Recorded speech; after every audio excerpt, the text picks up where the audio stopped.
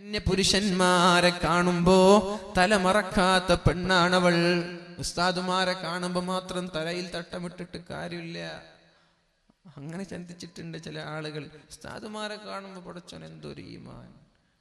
നടന്മാരോ സെലിബ്രിറ്റികളോ വരുമ്പോ പിന്നെ ഈമാനൊക്കെ വലിച്ചെറിഞ്ഞു. പിന്നെ സെൽഫി എടുക്കുക, പിന്നെ ഷോൾഡർ പിടിക്കുക, പിന്നെ കൈ പിടിക്കുക. ഇതൊക്കെയാണ്. ഇതാണോ ഈമാൻ? അല്ല. അന്യപുരുഷന്മാരെ കാണുമ്പോ തലയുടെ മുടിയെ മറച്ചു വെക്കാത്ത പെണ്ണ്. അല്ലാഹുവിന്റെ ഹബീബ് പറയാൻ, ഫഇന്നഹാ കാനത് ലാ തുഗത്തി ശഅറഹാ മിനൽ റിജാൽ. അന്യപുരുഷന്മാരെ കാണുന്ന അവസരങ്ങളിൽ തലയുടെ മുടി കാണിച്ച് നടക്കുന്ന പെണ്ണ്, ആ പെണ്ണിന്റെ തലമുടിയെ അല്ലാഹു നരകലോകത്ത് ബന്ധിക്കുകയും അവളുടെ തലച്ചോറിങ്ങനെ തിളച്ചു മറിയുകയും ചെയ്യുമെന്ന് കാലാകാലം ഇതനുഭവിക്കേണ്ടി വരുമെന്ന് റസൂലുള്ളാഹ്. വീട്ടിൽ നിന്ന് സ്കൂളിലേക്ക് കടന്നു പോവാൻ പഫ് ചെയ്ത് പോകുന്ന പെണ്ണുങ്ങളില്ലേ അല്ലെ? പഫ് ചെയ്ത് മുടി ഇങ്ങനെ കുത്തിക്കയറ്റി വെക്കുക, എന്നിട്ട് ഹിജാബ് തലയുടെ നടുവിൽ വെക്കുക, മുടി ഇങ്ങനെ പൊന്തിച്ച് നടക്കുക, മുടി കട്ട് ചെയ്ത് മുടിയുടെ കഷ്ണം ഇങ്ങനെ തൂക്കി നടക്കുന്ന ആളുകളില്ലേ? 1500 2000 നൽകി മുടി അയൺ ചെയ്താ പിന്നെ ആളുകൾക്ക് കാണിച്ചു നടക്കണ്ടേ? 2000 രൂപ കൊടുത്ത് അയൺ ചെയ്ത് പിന്നെ അത് മറച്ചു വെക്കും. ഇല്ലല്ലോ, പിന്നെ മുടി പകുതിയും പുറത്തായിരിക്കും. ഇവിടെയുണ്ടാകും തൂങ്ങുന്നത്, ഇവിടെയുണ്ടാകും പാറിക്കളിക്കുന്നത്. 2000 രൂപയോ 3000 രൂപയോ ചെയ്ത് അയണിങ് ചെയ്യുന്ന സംസ്കാരം നമ്മുടെ കാസർഗോഡ് ജില്ലയിൽ അധികരിക്കുന്നു എന്ന് പറഞ്ഞാൽ തെറ്റാവില്ലല്ലോ. കല്യാണ സദസ്സുകളിൽ പോലും തലമറക്കാൻ മടിയാൻ. അന്യപുരുഷന്മാരുണ്ടെങ്കിൽ കുഴപ്പമേ അല്ല. അന്യപുരുഷന്മാരുണ്ടെങ്കിൽ യാതൊരു കുഴപ്പമില്ല. കല്യാണത്തിന്റെ വീടുകളിൽ അങ്ങ് ബാൽക്കണിയിൽ കടന്നു വന്ന് മുറ്റങ്ങളിൽ നിറഞ്ഞു നിൽക്കുന്ന അന്യപുരുഷന്മാരുടെ മുമ്പിൽ തന്റെ തലമുടി പ്രദർശിപ്പിക്കുന്ന പെണ്ണെ, നിനക്കാണ് അല്ലാഹു ഇത് നൽകാൻ പോകുന്നത്. സൂക്ഷിച്ചോ. സ്വർഗം വേണമെങ്കിൽ, സ്വർഗം വേണ്ടേ കുഴപ്പമില്ല, നീ ചെയ്തോ. സ്വർഗം വേണോ, നരകത്തിൽ നിന്ന് രക്ഷപ്പെടണോ, പാസ്റ്റ് ഇസ് പാസ്റ്റ്, കഴിഞ്ഞതൊക്കെ കഴിഞ്ഞു, ഇനിയുള്ള കാലം നീ സൂക്ഷിച്ചേക്ക്. നിന്റെ മുടി നിനക്ക് സൗന്ദര്യം പ്രകടിപ്പിക്കാം. ആരുടെ മുമ്പിൽ? നിന്റെ ഭർത്താവിന്റെ മുമ്പിൽ. നീ അയൺ ചെയ്തോ, നിന്റെ ഭർത്താവിന് നിന്റെ സൗന്ദര്യം പ്രകടിപ്പിച്ചോ, കുഴപ്പമില്ല. നാട്ടുകാരെ കാണിച്ചു കൊടുക്കണ്ട. ഭർത്താവിന്റെ മുമ്പിൽ നീ അയൺ ചെയ്യുന്നതോ പഫ് ചെയ്യുന്നതോ അല്ലെങ്കിൽ ഹെയർ സ്റ്റൈൽ ഏത് രീതിയിലാക്കുന്നതിലൊരു കുഴപ്പമില്ല. പക്ഷേ അയൽവാസികളോ അന്യ പുരുഷന്മാരോ കാണുന്ന രീതിയിൽ നിന്റെ മുടിയുടെ ഒരു കഷ്ണം അറിയാതെ കണ്ടതല്ല, അറിയാതെ കണ്ടുപോയതിനെ കുറിച്ചല്ല ഇവിടെ ചർച്ച ചെയ്യുന്നത്. മനഃപൂർവ്വം നീ എന്നെ കാണട്ടെ, എന്റെ സൗന്ദര്യം ആസ്വദിക്കട്ടെ, എന്നെ നാട്ടുകാരറിയട്ടെ, നീ ഇങ്ങോട്ട് പർച്ചേസിന് പോവാൻ, ഷോപ്പിങ്ങിന് പോവാൻ, അവിടെയുള്ള സെയിൽസ്മാൻ എന്നെ കാണട്ടെ, എനിക്ക് നമ്പർ തരട്ടെ എന്നല്ലേ ഇതിന്റെ അർത്ഥം അല്ലേ? ഇതൊക്കെ അല്ലേ ഇത് ലക്ഷ്യമാക്കുന്നത്? മുഖം മറിച്ച് നടന്നൂടെ? ഒരു പാരഡോക്സ് ഉണ്ട്, ഒരു വിരോധാഭാസമുണ്ട്. 18, 16, 17 വയസ്സുള്ള പെൺകുട്ടികൾ മുഖം തുറന്ന് നടക്കുക, വൃദ്ധയായ പെണ്ണുങ്ങൾ മുഖം മറച്ചു നടക്കുക. ഇതെന്ത് ബന്ധമാണ്? ഇതെന്ത് ദീനാണ്? ദീൻ പറയുന്നത് എന്താ?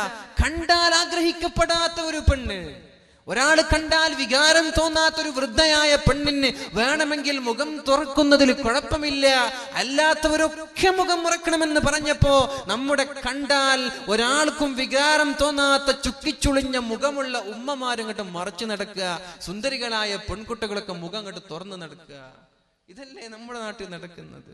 ഇത് ആരുടെ ദീനാണ്? ഇത് ആരുടെ സംസ്കാരമാണ്? ഇത് ആരാണ് പഠിപ്പിച്ചത്? മുഖം മറച്ചു നടന്നൂടെ? അപ്പോൾ ഈ പ്രണയങ്ങളൊക്കെ നടക്കും. നിന്റെ മുഖം കാണുമ്പോഴല്ലേ നിന്നൊന്ന് കിട്ടണമെന്ന് തോന്നുന്നത് അല്ലേ? നിന്റെ ഭംഗി കാണുമ്പോഴല്ലേ ഇവളെ എനിക്ക് പ്രണയിക്കണമെന്ന് തോന്നുന്നത്. നീ മുഖം മറച്ചു നടക്ക്, നിന്നെ അറിയൂല ആരും, നിന്റെ സൗന്ദര്യം അറിയൂല, നിന്റെ പിന്നാലെ ആളുകൾ വരൂല. അതുകൊണ്ട് മുഖം മറച്ചു നടക്ക്. അതിനാണ് പരിശുദ്ധ ഇസ്ലാം നമ്മൾക്ക് പഠിപ്പിക്കുന്നത്. ലോകത്ത് ഏറ്റവും വലിയ അത്ഭുതം നടക്കുന്നത് മക്കയിലാണ്. തവാഫ് ചെയ്യുന്ന വേളയിൽ പുരുഷന്മാർ ഇന്നർ വിയർ പോലും ഇല്ലാതെ 2 കഷ്ണം തുണികളുമായി കഅബയെ തവാഫ് ചെയ്യുമ്പോൾ ലോകത്തിന്റെ നാനാ മുക്കുമൂലകളിൽ നിന്നുള്ള എങ്ങനെയുള്ള പെണ്ണുങ്ങളൊക്കെ വരുന്നു. അവരാരും ഇവരുടെ മുഖം നോക്കുന്നില്ലല്ലോ. മഅ്ശറയ്ക്ക് സമാനമാണത്. ആയിഷാ ബീവി ചോദിച്ചുവല്ലോ, ഹഫാതൻ ഉറാതൻ ഉർലാ, ചെരുപ്പില്ലാതെ നഗ്നരായി വിവസ്ത്രരായി ചേരാകർമ്മം ചെയ്യപ്പെടാത്തവരായി ആളുകളൊക്കെ നാളെ മഹ്ശറയിൽ ഒരുമിച്ച് കൂടുമെന്ന് പറയുമ്പോൾ അല്ലാഹുവിന്റെ ഹബീബിനോട് ആയിഷ ബീവി ചോദിച്ചു, യാ റസൂലല്ലാഹ്, അല്ലാഹുവിന്റെ ഹബീബേ, ആളുകൾ അങ്ങോട്ടും ഇങ്ങോട്ടും നോക്കൂലേ? എല്ലാവരും ഒരു സദസ്സിൽ, ആരും വസ്ത്രം ധരിച്ചിട്ടില്ല. ആണുങ്ങൾ പെണ്ണുങ്ങളെയും പെണ്ണുങ്ങൾ ആണുങ്ങളെയും നോക്കൂല നബിയേ. നബി സല്ലല്ലാഹു പറഞ്ഞു, ആയിഷ, അൽ അംറു അശദ്ദു മിൻ, അതിനേക്കാളും വലിയ പ്രശ്നമാണ്. ആളുകൾ വിചാരിക്കുന്നത് എന്റെ കയ്യിലേക്ക് നൽകപ്പെടുന്ന കിതാബ് അത് വലതു കയ്യിലായിരിക്കുമോ ഇടത് കയ്യിലായിരിക്കുമോ, ഞാൻ നരകത്തിലേക്കാണോ അല്ല ഞാൻ സ്വർഗത്തിലേക്കാണോ എന്ന് വെപ്രാളപ്പെടുന്ന സമയത്ത് ആർക്കും മറ്റുള്ളവന്റെ ഔറത്തിലേക്ക് നോക്കാനുള്ള താല്പര്യമുണ്ടാവൂല. അതേപോലെയാണ് കഅബയിൽ ഇങ്ങനെ തവാഫ് ചെയ്യുമ്പോ അന്യ സ്ത്രീകളുടെ മുഖം നോക്കാറേ ഇല്ല. ഭയങ്കര സംഭവമാണ്. ലക്ഷക്കണക്കിന് ആളുകൾ മുട്ടി തവാഫ് ചെയ്തിട്ട് അവിടെ ഒരു ഫിത്ന നടക്കുന്നില്ലല്ലോ, അവിടെ ഒരു വേണ്ടായ്മ നടക്കുന്നില്ലല്ലോ, അവിടെ ഒരു അരുതായ്മകൾ നടക്കുന്നില്ലല്ലോ. എന്തെന്നറിയത്? പെൺകുട്ടികൾ പർദ്ദ ധരിച്ച് ഹിജാബ് ധരിച്ച് നടക്കാണ് അവിടെ. ഈ കാണുന്നത് പോലെ ലെഗിൻസും ടീഷർട്ടും ഇട്ട് അവിടെ തവാഫ് ചെയ്താൽ അവിടെയും നടക്കും ഫിത്നകൾ. ആളുകൾക്ക് വികാരം തോന്നിപ്പിക്കുന്ന രീതിയിൽ വസ്ത്രം ധരിക്കല്ല. നിന്റെ ശരീരത്തിന്റെ അംഗലാവണ്യം, ശരീരത്തിന്റെ സൗന്ദര്യം പ്രദർശിപ്പിക്കുന്ന രീതിയിൽ നീ ചൂരിദാറോ അല്ലെങ്കിൽ എന്തുമാവട്ടെ ലെഗിൻസോ നീ ഇട്ട് നടക്കല്ല. നീ പർദ്ദ ധരിച്ച് പുറത്തിറങ്ങ്. ആ പർദ്ദ തന്നെ ടൈറ്റ് ഫിറ്റ് ആക്കി നടക്കല്ല, അത് ലൂസ് ആവട്ടെ. നിന്റെ ശരീരത്തിന്റെ അവയവം ആരും കാണാൻ പാടില്ല. അങ്ങനെ നടക്കുമ്പോ ഫിത്ന ഉണ്ടാവൂല ഇവിടെ. അല്ലാതെ ശരീരത്തിന്റെ പർദ്ദ ധരിച്ചു, അകത്ത് എന്തൊക്കെയാണ് ധരിച്ചതെന്ന് പുറത്തു നോക്കിയാൽ കാണാ. ഇങ്ങനെയൊക്കെ പർദ്ദ ധരിച്ച് നടക്കുന്ന ആളുകളില്ലേ? എന്തിനാണ് ദൂരെ വെച്ചൂടെ? എന്തിനാണ് അതൊക്കെ ധരിക്കുന്നത്? ആരെ കാണിക്കാനാ? ആരുടെ മുമ്പിലായി അഭിനയമൊക്കെ നിർത്തിവെച്ചൂടെ? സ്വർഗത്തിലേക്ക് പോകണമെന്ന് ആഗ്രഹിക്കുന്ന ഉമ്മ പങ്ങന്മാരെ, നിങ്ങളോടാണിത് പറയുന്നത്. യാ അയ്യുഹല്ലദീന ആമനൂ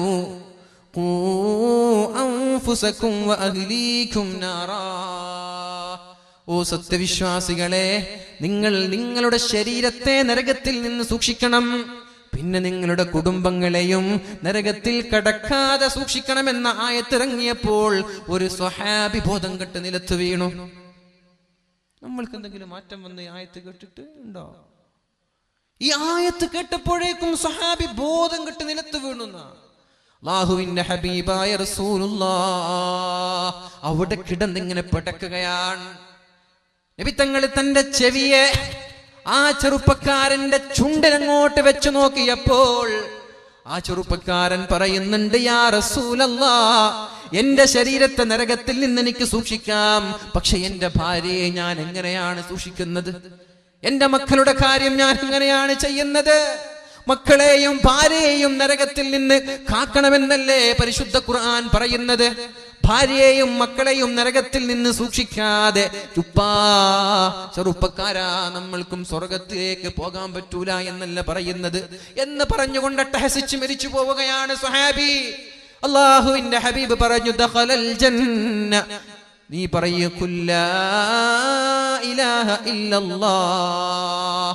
അവന്റെ ചെവിയുടെ അടുത്തേക്ക് ചെന്നുകൊണ്ട് നബി തങ്ങൾ പറഞ്ഞു, മോനെ നീ ലാ ഇലാഹ ഇല്ലല്ലാഹ് എന്ന് പറയും. അയാള് പറഞ്ഞു ലാ ഇലാഹ ഇല്ലല്ലാഹ് എന്ന് പറഞ്ഞ് അട്ടഹസിച്ചുകൊണ്ട് മരിച്ചുപോയി. നബി തങ്ങൾ പറഞ്ഞു, ദഖലൽ ജന്ന, ഇയാൾ സ്വർഗത്തിലാണെന്ന് റസൂലുള്ളാഹ്.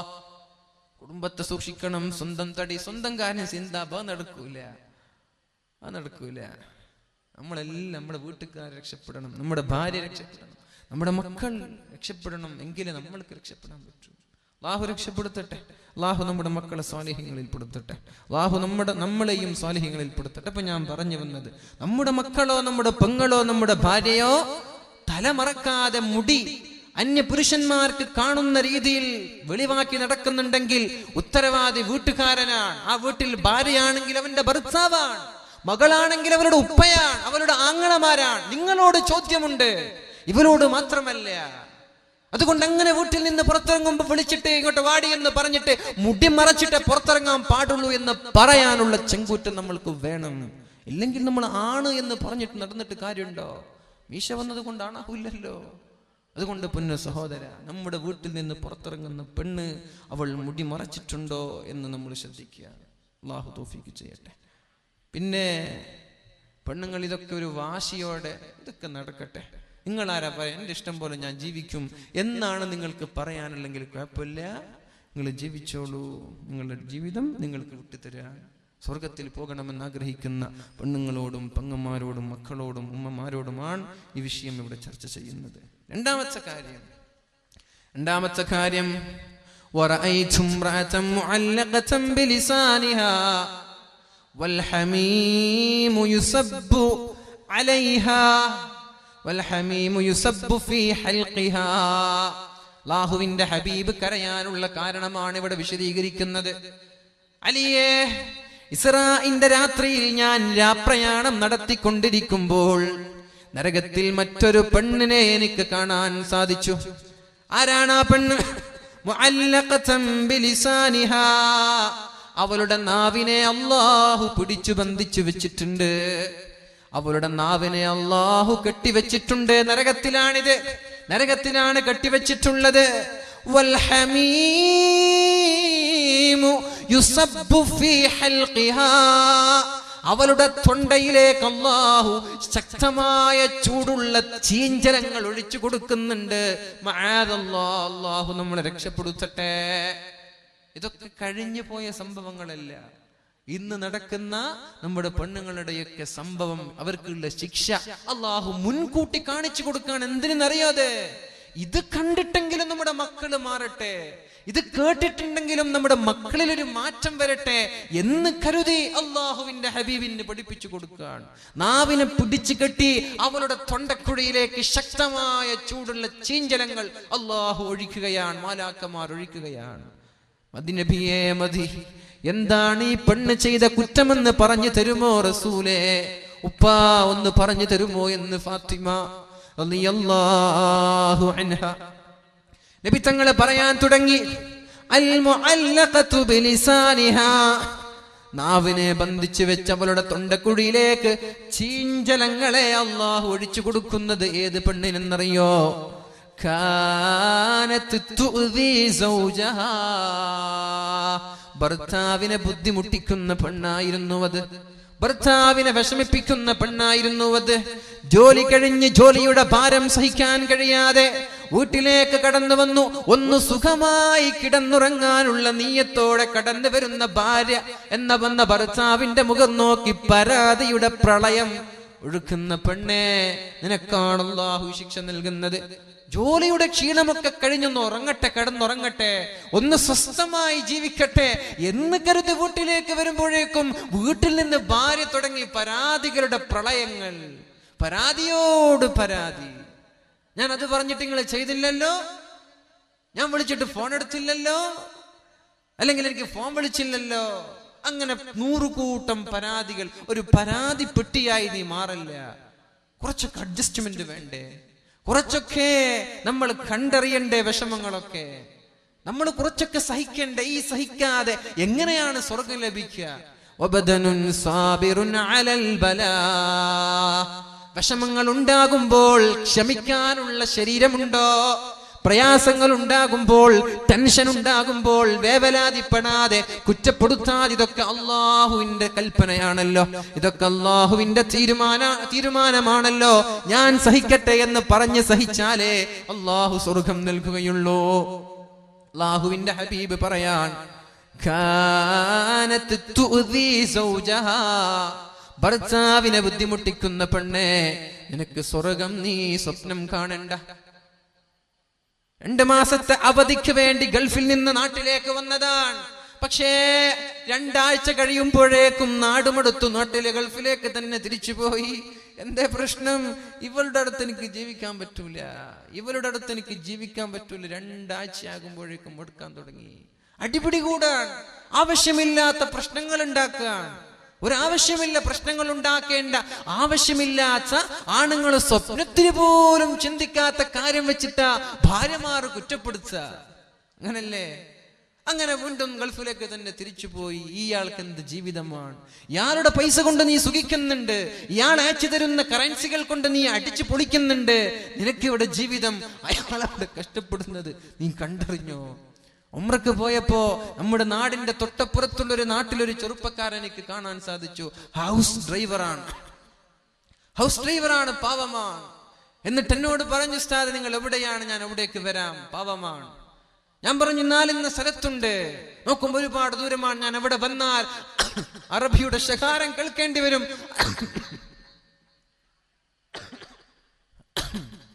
അവിടെ വന്നാൽ അറബിയുടെ ശകാരം കേൾക്കേണ്ടി വരും. എനിക്ക് പോകാനുള്ള സമയമായി. ഒന്ന് എണീറ്റിക്കല്ലേ നമ്മൾക്ക്. സല്ലു അലാ സയ്യിദിനാ മുഹമ്മദിൻ വആലി സല്ലല്ലാഹു അലാ മുഹമ്മദ്. ഒരു 4 സലാത്ത് ചൊല്ലിയെങ്കിൽ 40 ദോഷം അല്ലാഹു പുറത്തു തന്നിട്ടുണ്ട്. അതറിഞ്ഞ ഞങ്ങൾക്ക്? ഒരു 4 സലാത്ത് ചെല്ലുമ്പോ 40 തിന്മകൾ അല്ലാഹു പുറത്തു തന്നു. നമ്മൾ അതറിഞ്ഞോ? 40 ദോഷങ്ങൾ പുറത്തു തന്നു, 40 ദറജകൾ അല്ലാഹു ഉയർത്തി തന്നു. അല്ലാഹുവിന്റെ മാലാഖമാർ നമ്മൾക്ക് വേണ്ടി സ്വലാത്ത് ചൊല്ലി. അതേപോലെ 40 നന്മകൾ അല്ലാഹു നമ്മുടെ ഏടിൽ എഴുതി വെച്ചു. ജീവിതത്തിൽ സ്വലാത്ത് വർദ്ധിപ്പിക്കുക. ഒരു സ്വലാത്ത് ചൊല്ലുമ്പോ 10 തിന്മകൾ അല്ലാഹു മായ്ച്ചു തരികയാണ്. 10 തിന്മകൾ അല്ലാഹു എഴുതി കളയുകയാണ്. കടങ്ങളൊക്കെ എഴുതി കളയൂലേ, തള്ളിക്കളയൂലേ? നമ്മുടെ വിജയമല്യ അല്ലെ, 900 കോടി 9000 കോടി അല്ലേ, 9000 കോടി കടം വാങ്ങി നാട്ടിൽ നിന്ന് ലണ്ടനിലേക്ക് ഒളിച്ചോടിയില്ല എന്നും ചർച്ച നടക്കുകയാണ്. എങ്കിലും അതിനു മുമ്പ് 6000 കോടി ഗവൺമെന്റ് എഴുതി തള്ളിയിട്ടുണ്ട്. 6000 കോടി. നമ്മളൊരു 100 രൂപ കൊടുക്കാൻ അങ്ങോട്ട് വൈകിയ പിന്നെ ജപ്തിയായി, പിന്നെ നോട്ടീസായി, പിന്നെ പിടിച്ചു വെക്കലായി, പിന്നെ കേസായി. സുബ്ഹാനല്ലാഹ്, പറയണോ? 6000 കോടി എഴുതി തള്ളി എന്ന് പറഞ്ഞ് ഇത് ആരുടെ പണമാണ്? പാവങ്ങളുടെ പണമാണ് ഇതൊക്കെ. എന്നിട്ട് 9000 കോടി വേറെ കടവുമായി നാട് വിട്ട് അവിടെ സുഖിച്ച് ജീവിക്കുക. അങ്ങനെ എഴുതിത്തള്ളുന്ന കൂട്ടത്തിൽപ്പെട്ട ദോഷങ്ങൾ, ചെറുദോഷങ്ങൾ, ഒരു സ്വലാത്ത് ചെല്ലുമ്പോ 10 ദോഷങ്ങൾ അല്ലാഹു എഴുതി തള്ളുമെന്നാണ്. അതേ ഒരു സ്വലാത്തിന് 10 നന്മകൾ അല്ലാഹു എഴുതി വെക്കും നമ്മൾക്ക്. അതേ സ്വലാത്തിന് 10 ദറജകൾ അല്ലാഹു നമ്മൾക്ക് ഉയർത്തിത്തരും. അതേപോലെ ഒരു മലക്കിനെ ഏൽപ്പിക്കും ഖിയാമത്ത് നാൾ വരെ നമ്മൾക്ക് വേണ്ടി സ്വലാത്ത് ചൊല്ലാൻ. അല്ലാഹു സ്വീകരിക്കട്ടെ, അല്ലാഹു സ്വീകരിക്കട്ടെ. ഇതൊക്കെ തമാശയല്ല, ഇതൊക്കെ കളിയല്ല, ഇതൊക്കെ ജീവിതത്തിൽ പതിവാക്കി. സിനിമ പാട്ടൊക്കെ പാടി നടക്കുന്ന നിർത്ത് പൊന്നു സഹോദര, ചൂടോടെ എന്നൊക്കെ പാട്ട് പാടി എന്താ കാര്യം? അതൊക്കെ പാട്ടും പാടി സോഷ്യൽ മീഡിയയിൽ അപ്ലോഡ് ചെയ്ത് എന്താ അതുകൊണ്ട് നിങ്ങൾക്ക് നേട്ടമുള്ളത്? അല്ലെങ്കിൽ ഈ സെൽഫി എടുത്ത ഫോട്ടോകൾ നമ്മളിങ്ങനെ പ്രചരിപ്പിച്ചിട്ട് എന്താ നേട്ടം? ഞാൻ പറയാൻ, ഈ ഒളിച്ചോട്ടങ്ങളുടെയോ അല്ലെങ്കിൽ ഈ അനാവശ്യങ്ങളുടെയോ ഇമേജുകളോ വീഡിയോകളോ നമ്മളായിട്ട് ഷെയർ ചെയ്യല്ല. അത് തെറ്റാണ്, കടുത്ത ഹറാമാണ് അതൊക്കെ. എന്തിനാണ് തിന്മകൾ പ്രചരിപ്പിക്കുന്നത്? തിന്മകൾ മറച്ചു വെക്കാനല്ലേ മുത്ത് റസൂലുള്ളാഹി സ്വല്ലല്ലാഹു അലൈഹി വസല്ലം നമ്മോട് പറഞ്ഞത്? തിന്മകൾ മറച്ചു വെക്കാനാണ്. നമ്മൾ തിന്മകൾ ഇങ്ങനെ അങ്ങോട്ടും ഇങ്ങോട്ടും പ്രചരിപ്പിക്കന്നെ. ആണ് വേറെ, പെണ്ണ് വേറെ. പിശാചിനൊരു പണിയില്ല, ശൈത്വാനിനൊരു പണിയില്ല, നോക്കി നിൽക്കുകയാണ്. പിശാചിന്റെ പ്രവർത്തനം നമ്മളങ്ങോട്ട് ഏറ്റെടുത്ത് വാട്സപ്പിലൂടെ തിന്മകൾ ഇങ്ങനെ പ്രചരിപ്പിച്ച് നടക്കരുത് ദയവ് ചെയ്ത്. ഒരു എന്ത് ഉള്ളതാവട്ടെ ഇല്ലാത്തതാവട്ടെ നമ്മളായിട്ട് വാട്സപ്പിലൂടെ, ഗ്രൂപ്പിലൂടെയോ ഫേസ്ബുക്കിലൂടെയോ സോഷ്യൽ മീഡിയകളിലൂടെയോ ഒരു തെറ്റും നമ്മൾ പ്രചരിപ്പിക്കില്ല എന്നൊരു പ്രതിജ്ഞ നമ്മൾ എടുത്തോളണം. ഇല്ലെങ്കിൽ എത്ര കാലം നമ്മൾ പ്രചരിപ്പിച്ച ഒരു തിന്മ, അത് ഉള്ളതാവട്ടെ ഇല്ലാത്തതാവട്ടെ, മീഡിയകളിൽ പ്രചരിക്കുന്ന കാലത്തോളം അതിന്റെ തിന്മകൾ നമ്മുടെ ഏടിൽ വന്നുകൊണ്ടേയിരിക്കും. അത് മറ്റൊരാൾ ഷെയർ ചെയ്യും, അതിനൊരാൾ ലൈക്ക് ചെയ്യുമ്പോൾ നിനക്ക് സന്തോഷമുണ്ട്. പക്ഷേ നിന്റെ ഏടുകളിൽ എഴുതി വെക്കുന്നത് തിന്മയാണ്. നീ അതിന്റെ കമന്റും ലൈക്കും നോക്കി നിൽക്കുകയാണ്. എന്റെ യാ അല്ലാഹ്, എന്റെ ഒരു ഇമേജ് എത്ര ആളാ ഷെയർ ചെയ്തത്, എത്ര ആളാ ലൈക്ക് ചെയ്തത്, എത്ര ആളാ കമന്റ് ചെയ്തത്. ഇനി ഒരു കമന്റും കിട്ടിയില്ലേ? മറ്റൊരാളുടെ ഇൻബോക്സിലേക്ക് മെസ്സേജ് ഒക്കെ, എടാ എന്റെ ഫോട്ടോക്കൊന്ന് ലൈക്ക് തരണേ. എന്തൊരു ബെഗ്ഗിങ് ആയി ഇതൊക്കെ. എന്തിനാണിത്? ഇവിടെ ഇതുകൊണ്ടൊക്കെ നാളെ ആഖിറത്തിൽ രക്ഷപ്പെടുവോ? അതുകൊണ്ട് നന്മയ്ക്ക് വേണ്ടി ഉപയോഗിക്കുക. തിന്മകളിക്കൊക്കെ ഈ കാര്യങ്ങൾ നമ്മൾ ഉപയോഗിക്കരുത് എന്ന് ഞാൻ സാന്ദർഭികമായി ഉണർത്തുകയാണ്. ഏതായാലും ആ ചെറുപ്പക്കാരൻ അല്ലാത്ത ചെറുപ്പക്കാരനാണ്. 1500 റിയാൽ ശമ്പളമുള്ളൊരു ചെറുപ്പക്കാരൻ. അതിൽ തന്നെ ഭക്ഷണത്തിന്റെ ചെലവ് സ്വന്തമായി ഏറ്റെടുക്കണം. അറബി എപ്പോഴാണ് വിളിക്കുന്നത് അപ്പോഴേക്കും ഓടിപ്പോവണം. ഞാൻ പറഞ്ഞു, നീ എവിടെ നിൽക്ക്, ഞാൻ അങ്ങോട്ട് വരാം. അങ്ങനെ സംസാരിക്കുന്നതിനിടയിൽ ഫോൺ നോക്കുന്നുണ്ട്, ഇടയ്ക്കിടെ അറബി വിളിക്കുന്നുണ്ടോ എന്ന്. അറബി വിളിക്കുന്നുണ്ടോ എന്ന് ഫോൺ നോക്കുന്നുണ്ട്. ഫോണിന്റെ ബാറ്ററി ഒന്ന് ഡൗൺ ആയപ്പോൾ പൊടിക്കാൻ തുടങ്ങി. ഇതെങ്ങാനും സ്വിച്ച് ഓഫ് ആയി പോയാൽ പിന്നെ അറബിയുടെ ശകാരം ഞാൻ കേൾക്കേണ്ടി വരുമല്ലോ. ഇത്രയും കഷ്ടപ്പെട്ട് ജീവിക്കുന്നതിനിടയിൽ എന്നോട് ചോദിക്കുകയാണ്, പർച്ചേസ് നടത്തിയോ, വല്ലതും വാങ്ങിത്തരണോ? ആർക്കാണ് അവർ വാങ്ങിത്തരുന്നത് സഹിക്കാൻ പറ്റുക? നല്ല മനസ്സോടെ സ്വീകരിക്കാൻ പറ്റുക? ജീവിക്കാൻ വകയില്ലാതെ കുടുംബങ്ങളുടെ രണ്ടറ്റം കൂട്ടിമുട്ടിക്കാൻ വേണ്ടി പ്രയാസപ്പെടുന്ന പ്രവാസികളായ ആളുകൾ അവിടെ കഷ്ടപ്പെട്ട് ചോര നീരാക്കി ജോലി ചെയ്യുമ്പോ നമ്മൾ അതുകൊണ്ട് ഇവിടെ സുഖിച്ച് ജീവിക്കുകയാണ്. പെണ്ണേ, നിന്റെ ഭർത്താവ് അവിടെ അനുഭവിക്കുന്ന പീഡനങ്ങളുടെ കഥ നീ മനസ്സിലാക്കിയിട്ടുണ്ടോ? ഒരു ടാക്സി ഡ്രൈവർ പറയാണ്, സാധേ, ഞാൻ രാവിലെ എണീക്കുന്നത് തന്നെ 200 റിയാൽ കടമായിട്ടാണ്. എല്ലാ ദിവസവും ഞാൻ എണീക്കുമ്പോൾ എനിക്ക് 200 റിയാൽ കടമാണ്. ഒരു റിയാലിന് 18 രൂപ. 100 റിയാലാകുമ്പോ 1800 രൂപ. 200 റിയാലാകുമ്പോ 3600 രൂപ കടവുമായിട്ടാണ് ഒരു ചെറുപ്പക്കാരൻ ദിവസവും എണീക്കുന്നത്. ഇത് കിട്ടിയിട്ട് വേണം അവന്റെ കിശയിലേക്ക് കാശ് പോവാൻ. 150 രൂപ ടാക്സിക്ക് അറബിക്ക് കൊടുക്കണം, 50 രൂപ എണ്ണയ്ക്കും വേണം. പിന്നെ എന്തെങ്കിലും കിട്ടിയാൽ എനിക്കായി, ഇല്ലെങ്കിൽ ഇല്ല. ആ ചെറുപ്പക്കാരൻ 6000 രൂപ ക്യാമറയുടെ ഫൈനാണ്. 6000 നമ്മുടെ നാട്ടിലെ 6000 രൂപയല്ല, 6000 റിയാൽ. എങ്ങനെയാണ് ജീവിച്ചു പോകുന്നത്? അല്ലാഹു അലം. അല്ലാഹുവിന്റെ ജോലിയിലൊക്കെ ബർക്കത്ത് ചെയ്തിട്ട് വിഷമം തോന്നാണ്. വാർത്തകളൊക്കെ കേൾക്കുമ്പോ വല്ലാത്ത ബേജാറാവാണ്, വല്ലാത്ത വിഷമം തോന്നാണ്. ഇതൊക്കെ കാണാതെ, ഇതൊക്കെ തിരിച്ചറിയാതെ നമ്മുടെ പെണ്ണുങ്ങൾ ഇങ്ങനെ അടിച്ചു പൊളിക്കന്നെ. ടൗണായ ടൗണുകൾ, ഷോപ്പായ ഷോപ്പുകൾ. ഇവിടെ കേൾക്കാൻ സാധിച്ചത് കല്യാൺ സിൽക്സിൽ രാവിലെ പോയാൽ പിന്നെ വൈകുന്നേരം വരെ, രാത്രി വരെ തിരക്കന്നെയാണെന്ന്. ഫസ്റ്റ് ദിവസം തന്നെ 60 ലക്ഷത്തോളം കച്ചവടം എന്നാണ്. എന്താ ഇതിനു മുമ്പൊന്നും ഇവിടെ വസ്ത്രമില്ലാത്ത പ്രയാസം ഉണ്ടായിട്ടുണ്ടോ? ഒരു കല്യാൺ സിൽക്സ് വരുമ്പോഴേക്കും രാവിലെ മുതൽ വൈകുന്നേരം വരെ തപസ്സരിക്കാൻ ഇതിനു മുമ്പ് ഇവിടെ ഷോപ്പൊന്നും ഉണ്ടായിട്ടില്ലേ? ഇവിടെ ഇതിനു മുമ്പൊക്കെ എല്ലാവരും വിവസ്ത്രരായി നടന്നതാണോ? എന്താണിത്? സമ്പത്ത് കൊണ്ട് അടിച്ചു പൊളിക്കല്ല, ദൂർത്തടിക്കല്ല. നിങ്ങളുടെ ഭർത്താവ് കഷ്ടപ്പെട്ടുണ്ടാക്കുന്ന നാണയത്തൊട്ടുകൾ അള്ളാഹു നാളെ ചോദ്യം ചെയ്യുമെന്ന് പെണ്ണെ നീ കരുതിക്കോ. നാൾക്ക് ഓരോ വസ്ത്രം വേണല്ലേ, ദൈനംദിനം ഓരോ കുപ്പായം വേണമല്ലേ, ഓരോ ചെരുപ്പ് വേണമല്ലേ? ഇതിനൊക്കെ മറുപടി പറയണ്ടേ? ആ ഭർത്താക്കന്മാർ അവിടെ അനുഭവിക്കുന്ന ആ ഒരു പീഡന കഥ നീയൊന്ന് നിന്റെ കണ്ണുകൊണ്ട് കണ്ടാ പിന്നെ നീ ഒരു വർഷത്തിലൊരു വസ്ത്രമേ നീ ധരിക്കോ, നീ മനസ്സിലാക്കിക്കോ. ഇവിടെ സുഖിച്ച് ജീവിക്കാൻ, അവിടെയൊക്കെ മാന്യം നടക്കാൻ. എക്കണോമിക്കൽ ക്രൈസിസ്, ജോലി ഭീഷണിയിലാണ് പലരും. മൊബൈൽ ഷോപ്പുകൾ സ്വദേശിവൽക്കരണം നടത്താൻ. ആളുകളായ ജോലിക്കാർക്കൊക്കെ ലെറ്റർ വന്നു, നിങ്ങൾ ഒഴിഞ്ഞു പോയിക്കൊള്ളണം, ഇവിടെ നിൽക്കാൻ പാടില്ല. ആളുകളൊക്കെ ജോലിയുടെ ഭീഷണിയിലാണ്, ജോലി നഷ്ടപ്പെടുമോ എന്ന് ഭീഷണിയിലാണ്. ഇനി നമ്മുടെ ഗൾഫ് രാജ്യങ്ങളിലൊക്കെ മാന്യം സംഭവിച്ച് ഇങ്ങോട്ട് വന്നാ പിന്നെ നീ വസ്ത്രം ധരിക്കോ? പിന്നെ നീ 100 പവനും 50 പവനും സാരിയൊക്കെ നടക്കോ?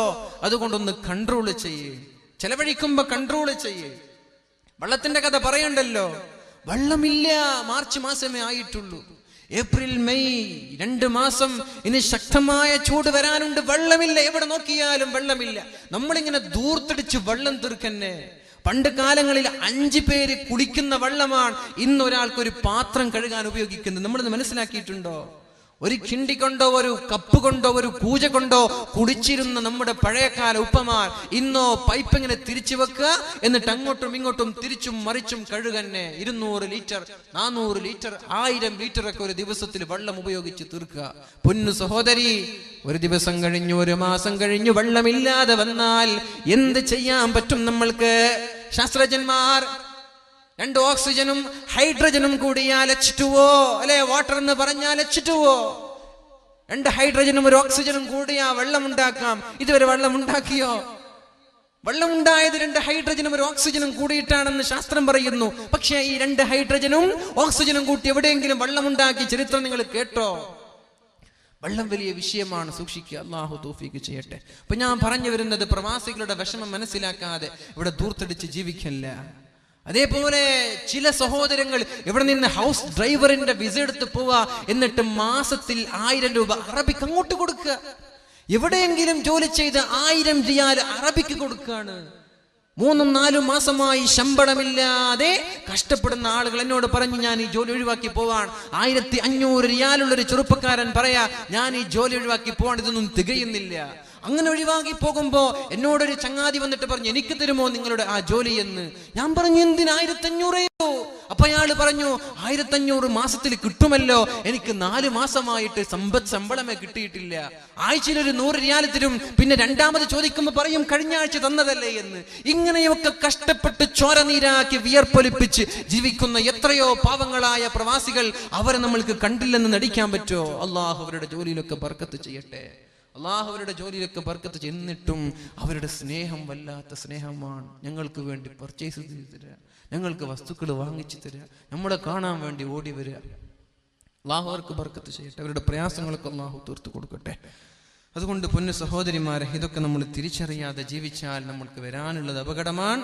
ഏതായാലും സമയം 9:40 ഞാൻ നിർത്താൻ പോവാണ്. 10 മണി കൃത്യം ഇൻഷാ അല്ലാഹ്. 2 കാര്യം നമ്മളിവിടെ പറഞ്ഞു. ഒന്ന്, 20 മിനിറ്റ് ഉണ്ട്. 2 കാര്യം നമ്മളിവിടെ പറഞ്ഞു. ഒന്ന്, അള്ളാഹു മുടിയെ ബന്ധിച്ച് ഇങ്ങനെ തലച്ചോറ് തിളച്ചു മറിയുന്നത്, അത് ആളുകൾക്ക് മുടി കാണിച്ച് നടക്കുന്ന പെണ്ണാണ്. അവള് സൂക്ഷിക്കുക. മുടി പുറത്തിറങ്ങുമ്പോൾ എന്റെ മുടി കാണുന്നുണ്ടോ, ആളുകൾക്ക് ഇത് കാണാൻ അവസരമുണ്ടോ? ക്ലാസ്സിൽ ഇരിക്കാൻ നിന്റെ ക്ലാസ്മേറ്റ് നിന്റെ കന്യ പുരുഷനാണ്. നമ്മുടെ ക്ലാസ്മേറ്റ് ചങ്ങാതി ഗേൾ ഫ്രണ്ട് എന്നൊക്കെ പറയുന്നുണ്ട്. പൊന്നു സഹോദരി, അതൊക്കെ ഹറാമാണ്. നമ്മൾ കരുതുന്നുണ്ടാക്കി ഇതൊക്കെ ബോയ് ഫ്രണ്ട് അല്ലേ. ബോയ് ഫ്രണ്ട് എന്ന് പറഞ്ഞ ആങ്ങളെയാണോ? ബോയ് ഫ്രണ്ട് എന്ന് പറഞ്ഞ ഉപ്പയാണോ? ഒരു ബോയ് ഫ്രണ്ടും ഇല്ല. ഇങ്ങനെ ഒരു ബോയ് ഫ്രണ്ട് തന്നെയാണ് ഫോട്ടോ എടുക്കാൻ വേണ്ടി വിളിച്ചോണ്ട് പോയി ഓടിച്ചു കൊണ്ടുപോയത്. ഇങ്ങനെയുള്ള ബോയ് ഫ്രണ്ട് ഒന്നും ഹലാലല്ല, ഇത് ഹറാമാണ്. മുടി മറച്ചു വെക്ക. സ്കൂളിലാണെങ്കിലും ട്രെയിനിലാണെങ്കിലും ബസ്സിലാണെങ്കിലും എവിടെയാണെങ്കിലും കല്യാണ മണ്ഡപങ്ങളിലാണെങ്കിലും. രണ്ടാമത്തേത്, നാവിനെ കെട്ടിവെച്ചത് ഭർത്താവിനെ ബുദ്ധിമുട്ടിക്കുന്ന പെണ്ണാണ്. ജോലി ചെയ്ത് കഷ്ടപ്പെട്ട് വരുന്ന ഭർത്താവിന് നീ സന്തോഷം നൽകുക. അല്ലദീ തസുറുഹു ഇദാ നളർ, ഒന്ന് നോക്കിയാൽ ഭാര്യയുടെ മുഖം നോക്കുമ്പോൾ സന്തോഷം തരുന്ന ഭാര്യയാണോ, ആ ഭാര്യ ഏറ്റവും വലിയ അനുഗ്രഹമാണെന്ന് റസൂലുള്ളാഹി സ്വല്ലല്ലാഹു അലൈഹി വസല്ലം. വിഷമങ്ങളുമായി പ്രയാസങ്ങളുമായി വീട്ടിലേക്ക് കടന്നു വരുമ്പോ അവിടെയുണ്ട് നമ്മുടെ ഭാര്യ. നല്ല കുളിച്ചൊരുങ്ങി നല്ല വസ്ത്രം ധരിച്ച് ഒന്ന് മുഖം നോക്കുമ്പോൾ അൽഹംദുലില്ലാഹ്, നമ്മുടെ വിഷമങ്ങളൊക്കെ പമ്പ കടന്നു, നമ്മുടെ ടെൻഷനൊക്കെ പമ്പ കടന്നു. ഭാര്യയുടെ മുഖം നോക്കുമ്പോൾ സന്തോഷം നൽകുന്ന ഭാര്യയാണോ, പൊന്നു സഹോദരി, നിനക്ക് സ്വർഗം പ്രതീക്ഷിക്കാം. അല്ലാതെ വീട്ടിലിരിക്കുമ്പോ ചീഞ്ഞു നാറിയ നൈറ്റിയും ചീഞ്ഞു നാറിയ വസ്ത്രവും പുറത്തിറങ്ങുമ്പോൾ വല്ലാത്ത ഒരു വേഷവിധാനം. നാട്ടുകാരെ കാണിക്കാനല്ല, ആൾക്കാരെ കാണിക്കാനല്ല, സ്വന്തം ഭർത്താവിന്റെ മുമ്പിൽ സൗന്ദര്യം പ്രദർശിപ്പിക്കാനാണ് പരിശുദ്ധ മതം നമ്മോട് പഠിപ്പിച്ചത്. ഇതൊക്കെ പീഡനാണോ? ഇതൊക്കെ സ്വാതന്ത്ര്യം, അവരുടെ സ്വാതന്ത്ര്യം ചോദ്യം ചെയ്യലാണോ? നമ്മുടെ ചെങ്ങമ്പുഴ പാടിയ ഒരു പാട്ട് ഞാൻ ഓർത്തു പോവാണ്. നാരിമാർ നാരിമാർ നാണം കുണുങ്ങികൾ, വിശ്വാവിപത്തിന്റെ നേരായ വേരുകൾ, പെണ്ണൊരുത്തിയെ പടച്ചില്ലായിരുന്നുവെങ്കിൽ വിശ്വമെന്നേ സ്വർഗമായിരുന്നേനെ. ഇത് മുസ്ലിമായ കവി പാടിയതാണോ? ചെങ്ങമ്പുഴ പാടിയ പാട്ടാണ്. എന്താണ് ഇതിന്റെ അർത്ഥം? നാരിമാർ നാരിമാർ നാണം കുണുങ്ങികൾ, വിശ്വാവിപത്തിന്റെ നാരായ വേരുകൾ. ഇന്ന് ലോകത്തിന്റെ വിപത്തുകൾ ഉണ്ടാകാൻ കാരണം പെണ്ണാണെന്ന് പറയുന്നത് ചെങ്ങമ്പുഴ റസൂലുള്ളാഹി തങ്ങളല്ല. നബി തങ്ങൾ പറഞ്ഞത് നിങ്ങൾ നിങ്ങളുടെ ഭാര്യമാരോട് നന്നായി പെരുമാറണേ എന്നാണ്. ഇനി വയസ്സായ ഉമ്മ, ആ ഉമ്മയോട് നിങ്ങൾ നന്നായി പെരുമാറണം. ഉമ്മുക തുമ്മ ഉമ്മുക തുമ്മ ഉമ്മുക.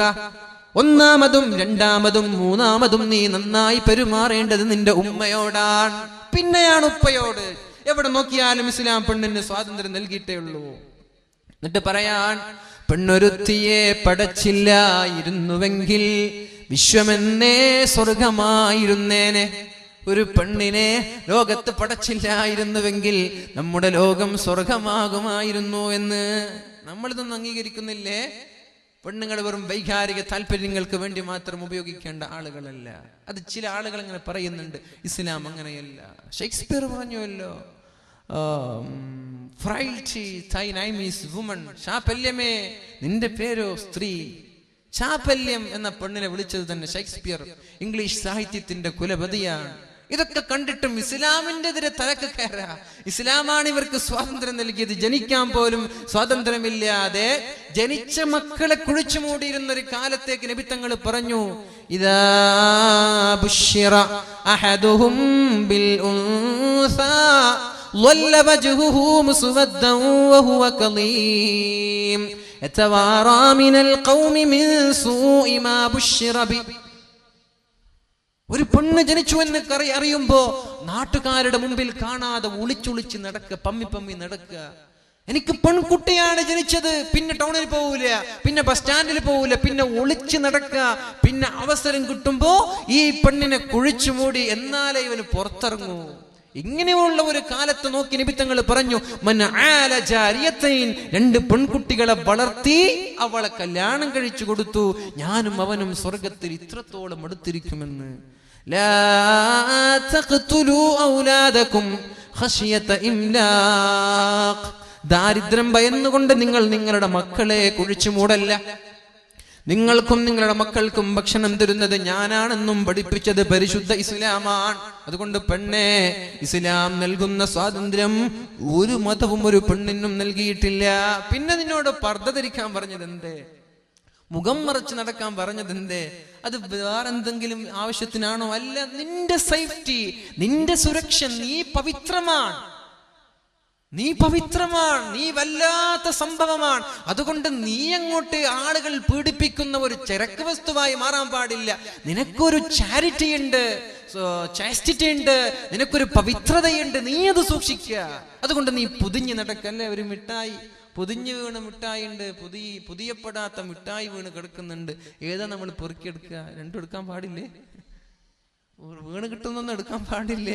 എന്നാലും ഞാൻ ചോദിക്കാൻ, നമ്മുടെ വീട്ടിൽ നിന്ന് കരുതുക, ഒരു മിഠായി അതിന്റെ കവറൊക്കെ എടുത്ത് ഒരു മിഠായി നിലത്ത് വീണ് കിടക്കുന്നുണ്ട്, മറ്റൊരു മിഠായി കവറൊക്കെ മൂടി കിടക്കുന്നു. നമ്മൾ എടുക്കുന്നത് കവർ മൂടിയ മിഠായിയാണ്.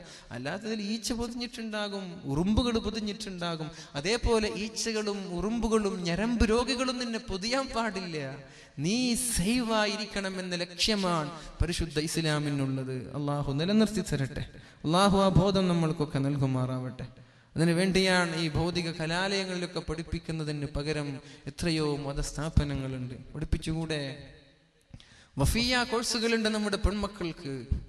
SSLC കഴിഞ്ഞ മക്കളൊന്ന് എക്സാം എഴുതിയാൽ +2 ഡിഗ്രി PG ഉണ്ടോന്നറിയില്ല, 5 വർഷത്തെ കോഴ്സാണ്.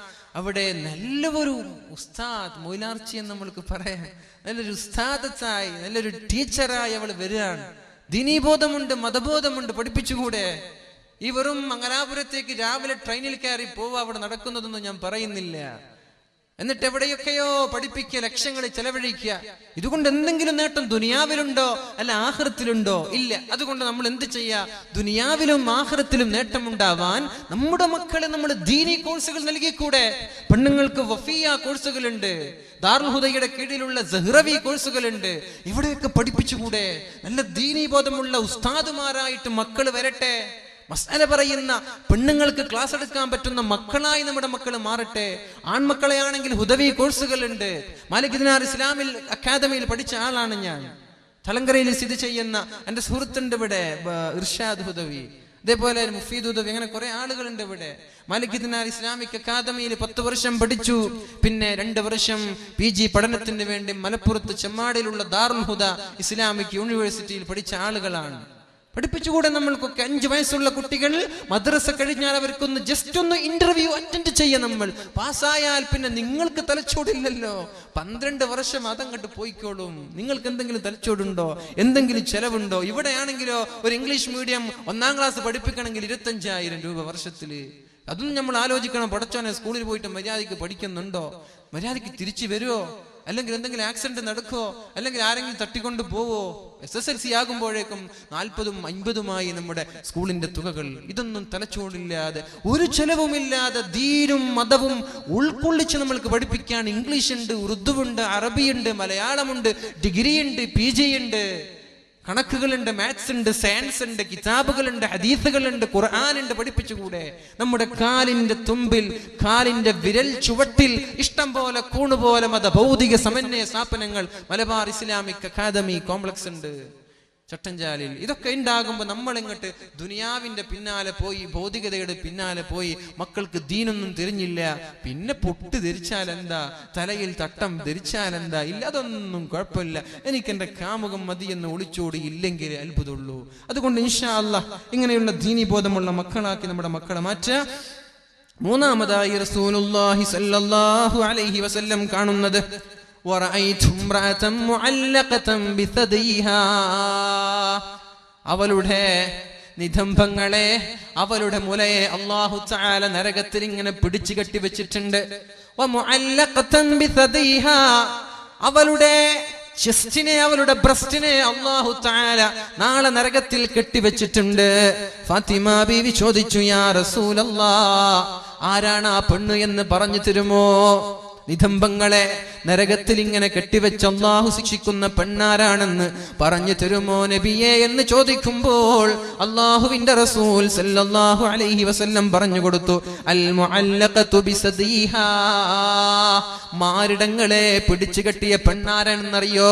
സ്തനങ്ങളെ പിടിച്ചു കെട്ടിയ പെണ്ണാണ് ആരാണെന്നറിയോ? കാനത്ത് തംതനിഉ അൻ ഫിറാശി സൗജിഹാ, എന്തെങ്കിലും ചൊടിയോ ദേഷ്യമോ ദുഃഖമോ ഉണ്ടാകുമ്പോ ഭർത്താവിന്റെ ആവശ്യങ്ങൾ വീട്ടിക്കൊടുക്കാതെ ഭർത്താവിന്റെ വിരിപ്പിനെ തൊട്ട് തടയുന്ന പെണ്ണാണത്.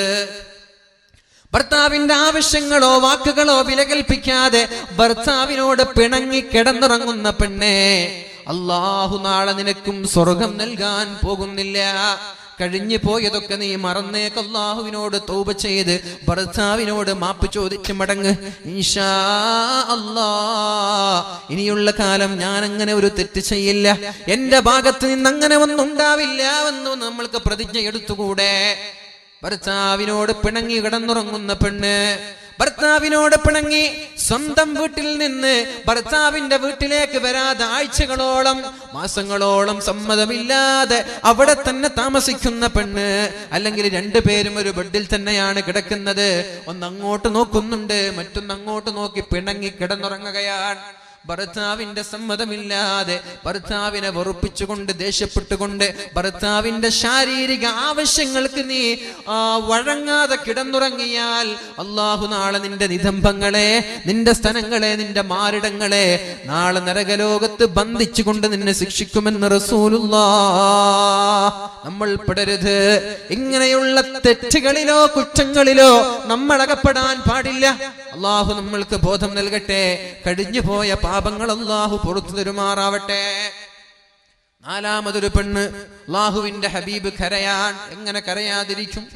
ഈ സംഭവങ്ങളൊക്കെ കണ്ണുകൊണ്ട് കാണാൻ ഏതോ ഒരു പെണ്ണങ്ങോട്ട് വിളിച്ചോടുമ്പോ നമ്മുടെ മനസ്സിൽ വിഷമം വരുന്നുണ്ട്, അല്ലേ?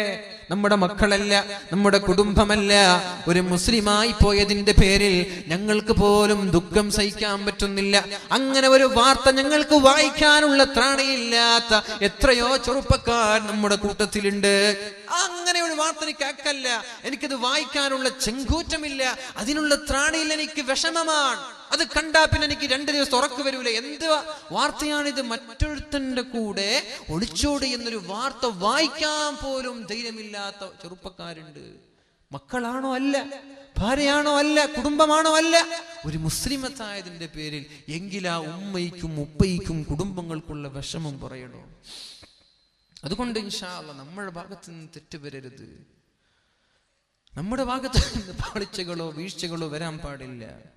നാലാമതായി റസൂലുള്ളാഹി സ്വല്ലല്ലാഹു അലൈഹി വസല്ലം പറയാൻ, വറഅയ്തു ഇംറഅതൻ തഅകുലു ലഹ്മ ജസദിഹാ വന്നാറു തൂഖദു മിൻ തഹ്തിഹാ. ഒരു പെണ്ണവിടെയുണ്ട് നരകത്തിൽ. അല്ലാഹുവിന്റെ ഹബീബ് ഇതൊക്കെ കാണുകയാണ്. അവൾ ഇങ്ങനെ നരകത്തിൽ കിടന്നുകൊണ്ട് പിടയുന്നത്, അവൾ അട്ടഹസിക്കുന്നത്, വെപ്രാളപ്പെടുന്നത്, ഒച്ചവെക്കുന്നത്, അവളുടെ ശരീരത്തിന്റെ വേദനകൾ അനുഭവിക്കുന്നത് അല്ലാഹുവിന്റെ ഹബീബ് കണ്ടപ്പോൾ കരഞ്ഞുപോയി. നാലാമത്തെ പെണ്ണ് തഅകുലു ലഹ്മ ജസദിഹാ, സ്വന്തം ശരീരത്തിന്റെ ഇറച്ചിയെ അവൾ കഴിക്കുന്നുണ്ട്, കാർന്ന് തിന്നുന്നുണ്ട്. സ്വന്തം ശരീരം കടിച്ചു തിന്നാൻ പറ്റുമോ? നമ്മൾ കടിച്ചു തിന്നോ? വിശന്നാ നമ്മൾ ശരീരം കടിച്ചു തിന്നോ? സ്വന്തം ശരീരവും ഇറച്ചിയും മാംസവും പല്ലുകൊണ്ട് കടിച്ചു കടിച്ചു തിന്നുന്നു. അവളുടെ താഴെ നിന്ന് തീ ഇങ്ങനെ കത്തിക്കുന്നുണ്ട്. നല്ലൊരു അൽഫാമായി, നല്ലൊരു ഷവായിയായി, നല്ലൊരു ഗ്രിൽ ചിക്കനായി, അല്ലേ? ചിക്കൻ ആവില്ലല്ലോ മനുഷ്യനല്ലേ? തീയിലിട്ടിങ്ങനെ പൊരിക്കുക, ശരീരമൊക്കെ ഇങ്ങനെ വെന്തിട്ടുണ്ട്, അതിങ്ങനെ കഴിക്കന്നെ നമ്മൾ. ആരാണ് ആ പെണ്ണ്? അല്ലാഹുവിന്റെ ഹബീബേ, ആ പെണ്ണ് ചെയ്ത തെറ്റ് എന്താണെന്ന് പറഞ്ഞു തരുമോ? മതി, എനിക്ക് കേൾക്കാനുള്ള ത്രാണിയില്ല. ഫാത്തിമ ബീവി റളിയല്ലാഹു അൻഹ പറയാണ്, നബിയേ, ആരാണ് ആ പെണ്ണെന്നൊന്ന് പറഞ്ഞു തരുമോ? അല്ലാഹുവിന്റെ ഹബീബായ റസൂലുള്ളാഹി സ്വല്ലല്ലാഹു അലൈഹി വസല്ലം പറയാൻ തുടങ്ങി, അല്ലതീ തഅകുലു ലഹ്മ ജസദിഹാ, സ്വന്തം ശരീരം കാർന്നു തിന്നുന്ന പെണ്ണാരാണെന്നറിയോ? ഫഇന്നഹാ കാനത് തുസയ്യിനു ബദനഹാ ലിന്നാസ്, ആളുകൾ കാണാൻ വേണ്ടി ശരീരത്തിന്റെ ഭംഗി പ്രദർശിപ്പിക്കുന്ന പെണ്ണാണത്. നേരത്തെ പറഞ്ഞു, വീട്ടിലിരിക്കുമ്പോൾ ചിഞ്ഞു നാറുന്ന നെറ്റിയോ ചൂരിദാറോ അത് ഇസ്തിരിട്ടിട്ടില്ല, അത് അലക്കിയിട്ടില്ല, അതിൽ സുഗന്ധം പൂശിയിട്ടില്ല. വീട്ടിലിരിക്കുമ്പോൾ എന്തൊക്കെയോ മുഷിഞ്ഞ വസ്ത്രം ധരിച്ച് എന്നാൽ അങ്ങാടിക്ക് പോവാൻ, ഞാനും വരുന്നു. പിന്നെ അരമണിക്കൂർ കഴിഞ്ഞ് ഭർത്താവ് വെയിറ്റ് ചെയ്യുന്നേ, ഇവൾക്ക് കുളിക്കണം, ഡ്രസ് അയൺ ചെയ്യണം, ഫൗണ്ടേഷൻ വേണം, പൗഡർ വേണം, ഐലൈനർ വേണം, ലിപ്സ്റ്റിക് വേണം, ഇതൊക്കെ തേച്ച് പുറത്തിറങ്ങാൻ. വീട്ടിലോ ഞാൻ നേരത്തെ പറഞ്ഞതുപോലെ എന്തിനാണത്? എന്താണ് അതിന്റെ ആവശ്യം? ആരെ കാണിക്കാനാണ്? ഭർത്താവിന്റെ മുമ്പിലല്ലേ സൗന്ദര്യം പ്രകടിപ്പിക്കേണ്ടത്?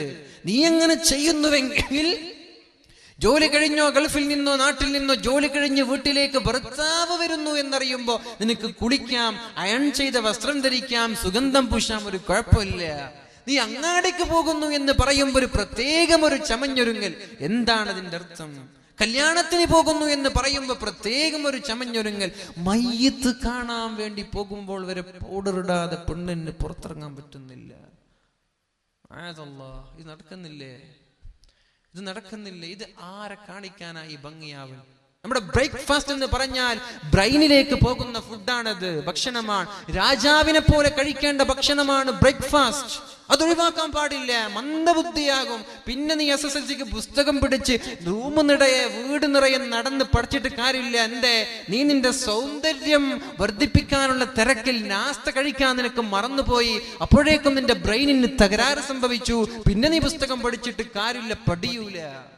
തസഹറൂ ഫഇന്ന ഫീഹി ബറക, പരിശുദ്ധമായ റമളാൻ മാസത്തിലും സുന്നത്ത് നോമ്പുകൾ എടുക്കുമ്പോഴും നിങ്ങൾ അത്താഴം കഴിക്കണേ, അതിൽ ബറക്കത്തുണ്ട്. ഇത് എന്തേ നബി തങ്ങൾ പറഞ്ഞു? വെറുതെ പറഞ്ഞതാണോ? തസഹറൂ ഫഇന്ന ഫീഹി ബറക. നമ്മള് മസിൽ പിടിക്കാറുണ്ട്, ഞാൻ അത്താഴൊന്നും കഴിക്കാറില്ല, ഞാൻ അങ്ങനെ നോമ്പ് പിടിക്കുന്ന ആളാണ്, ഞാൻ ഇന്നാലുന്ന ആളാണ്, അല്ലേ? അങ്ങനെയൊക്കെ നമ്മൾ ബമ്പ് പറയാറുണ്ടല്ലോ, ബൂസ്റ്റ് ചെയ്യാറുണ്ടല്ലോ. അത്താഴം കഴിക്കാതെ ഞാൻ 30 നോമ്പ് നോക്കി. പൊന്നു സഹോദര, അതൊന്നും ഒരു ക്രെഡിറ്റ് അല്ല. തസഹറു, നീ അത്താഴം കഴിക്കണ്ടേ? ഫഇന്ന ഫീഹി ബറക, അതിൽ ബർക്കത്തുണ്ട്. അതാണ് ആധുനിക ആരോഗ്യ ശാസ്ത്രം നമ്മൾക്ക് പഠിപ്പിച്ചു തരുന്നത്. നാസ്ത കഴിക്കണം, അത് ബ്രെയിൻ ഫുഡാണ്. അത് ഒഴിവാക്കിയാൽ ബ്രെയിനിന് തകരാറ് സംഭവിക്കും. ലഞ്ച് അതും കഴിക്കണം, ഉച്ചഭക്ഷണം അതും അല്പം കഴിക്കണം. പിന്നെ രാത്രി ഡിന്നർ അത് കഴിച്ചില്ലെങ്കിൽ കുഴപ്പമില്ല, അത് കുറച്ച് കഴിച്ചാൽ മതി. നമ്മൾ നേരെ ഓപ്പോസിറ്റായി മാറി, അല്ലേ? രാത്രിയാകുമ്പോ എല്ലാ നമ്മുടെ എന്താ പറയാ ബേക്കറികളും നമ്മുടെ ഫാസ്റ്റ് ഫുഡ് ഹോട്ടലുകളൊക്കെ തുറന്നു വൈകുന്നേരമാകുമ്പോ. പിന്നെ ചെറുപ്പക്കാർക്ക് എന്താ പണ്ടേ? പിന്നെ ഷവർമയായി, പിന്നെ അൽഫാമും ഗ്രിൽ ചിക്കനൊക്കെ കൂട്ടമായി അടിക്കുക, പെപ്സി കുടിക്കുക, സെവനപ്പ് അടിക്കുക, സീസർ വലിക്കുക, കടന്നുറങ്ങുക 12 മണിക്ക്. രാത്രി കുറച്ച് കഴിക്കുന്ന, രാത്രി കുറച്ചേ കഴിക്കാൻ പാടുള്ളൂ. നാസ്ത നന്നായി കഴിക്കണം. അത് ശരീരത്തിന് പുഷ്ടി നൽകുന്ന, നറിഷ്മെന്റ് നൽകുന്ന ഭക്ഷണമാണ്. അത് നീ നന്നായി കഴിക്കും. രാവിലെ എണീറ്റ ഉടനെ ഒരു 4 ഗ്ലാസ് വെള്ളം കുടിക്കുന്നീ, അത് നിന്റെ ശരീരത്തിന് നല്ലതാണ്, നിന്റെ ശരീരത്തിന്റെ ആരോഗ്യത്തിന് നല്ലതാണത്. രാവിലെ എണീറ്റ ഉടനെ 4 ഗ്ലാസ് വെള്ളം കുടിക്കുക. ഒരു കട്ടൻ ചായ, ബെഡ് കോഫി എന്ന് പറയുന്ന കട്ടൻ ചായ കുടിക്കുന്നതിന് മുമ്പും ഒരു 4 ഗ്ലാസ് വെള്ളം കുടിക്കുക. അത് പറ്റുന്നില്ല, 2 ഗ്ലാസ് കുടിക്ക്. അത് ശരീരത്തിന്റെ വിഷലിപ്തമായ രാസവസ്തുക്കൾ ഇഴിഞ്ഞു പോകാൻ കാരണമാണ്. ചെയ്തുകൂടെ? ആരോഗ്യത്തിന് നല്ലതാണത്, ശോധന കിട്ടാൻ നല്ലതാണത്. അതുകൊണ്ട് രാവിലെ എണീറ്റ ഉടനെ 2 ഗ്ലാസോ 4 ഗ്ലാസോ വെള്ളം കുടിക്കുക. പിന്നെയാവാം കട്ടൻ ചായ ഒക്കെ. അങ്ങനെ ബ്രേക്ക്ഫാസ്റ്റ് കഴിക്കാതെ പൊന്നു സഹോദരി, നീ നിന്റെ സൗന്ദര്യം ചെറുപ്പക്കാർക്കോ നാട്ടുകാർക്കോ ക്ലാസ്മേറ്റിനോ കോളേജ് മേറ്റിനോ കാണിച്ചിട്ട് നീ ഏറിപ്പോയ ഒരു 10-15 വർഷം നടക്കും. പിന്നെ കല്യാണം കഴിഞ്ഞ് ഗർഭിണിയാകുമ്പോൾ നടുവേദന, പിന്നെ മുട്ടുവേദന, പിന്നെ നടക്കാൻ പറ്റുന്നില്ല, പിന്നെ ഓപ്പറേഷൻ ഒക്കെ സിസേറിയനാണ്, ഡെലിവറി നടക്കുന്നില്ല. ഇന്നലെ ഒരു വോളിബോൾ കളിക്കുന്ന ഒരു പെണ്ണ് ബാത്റൂമിൽ വെച്ച് പ്രസവിച്ചു.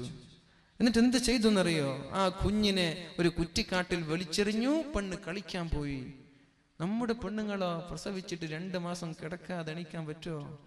ബാത്റൂമിൽ പ്രസവിച്ചു, ഡോക്ടർ ഇല്ല സഹായിക്കുന്ന. ഇത് ഇന്നലെ 2 ദിവസം മുമ്പ് വായിച്ച വാർത്തയാണിത്, നുണയല്ല. ബാത്റൂമിൽ പ്രസവിച്ചു, എന്നിട്ട് കുറ്റിക്കാട്ടിൽ വലിച്ചെറിഞ്ഞു. അതുവഴി നടക്കുന്ന ആളുകൾ കുട്ടിയുടെ കരച്ചിൽ കേട്ട് നോക്കുമ്പോൾ ഒരു കുട്ടിയാണ് അവിടെ. പിന്നെ കുട്ടി രക്തം നോക്കി അത് ചീസ് ചെയ്ത് വന്നു. അങ്ങനെ എത്തുമ്പോ ബാത്റൂമിലാണ് പ്രസവിച്ചത് എന്ന് മനസ്സിലായി.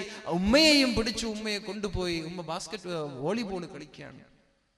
വിദേശത്തൊക്കെ അറബി പെണ്ണുങ്ങൾ ഇന്ന് പ്രസവിച്ച നാളെ കാർ ഡ്രൈവ് ചെയ്ത് വരുന്ന നമ്മുടെ പെണ്ണുങ്ങൾക്ക് ആരോഗ്യമില്ല.